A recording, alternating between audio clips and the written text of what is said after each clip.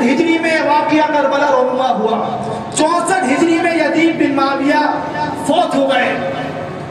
پورے 500 سال اس کے درمیان یہ بحث ہی نہیں تھی کہ کون یزیدی ہے کون حسینی، کون ناصبی ہے کون رافضی ہے. اس بات پر کوئی گالی گلوچ ڈانٹ تان نہیں ہوتا تھا کہ اگر یزید کے فضائل بیان کیے جائیں تو لڑائی جھگڑا ہو. کہ 6 ہجری میں جب 2 بڑے ائمہ نے اس پر کتابیں لکھ ڈالی، ایک نے یزید کے فضائل میں اور ایک نے یزید کی تنقیص میں، اس کے بعد یہ بحث شروع ہوئی. دونوں مستند علماء ہیں، دونوں بہترین ائمہ ہیں، ایک ابن الجوزی اور ایک عبد المغیث، کہ جنہوں نے اس پر کتابیں لکھی اس کے فضائل میں اور ان کی تنقیص میں، جس کے بعد آج تک امت کو اس بات پر اختلاف میں مبتلا کیا جا رہا ہے.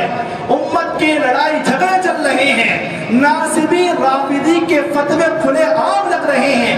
ایک عجیب گھبراہٹ کا شکار ہے، خصوصاً وہ نوجوان طبقہ جو سوشل میڈیا پر موجود ہوتا ہے. ان کی سمجھ سے بالا تر ہے کہ ہم ناصبیوں میں آتے ہیں کہ ہم رافضیوں میں آتے ہیں. ہم نہ ناصبیت کو مانتے ہیں، نہ ہم رافضیت کو مانتے ہیں، نہ ہم حسینیت کو مانتے ہیں، نہ ہم یزیدیت کو مانتے ہیں. ہم کسی چیز کو مانتے ہیں تو اسلام کو مانتے ہیں، محمد صلی اللہ علیہ وسلم کو مانتے ہیں.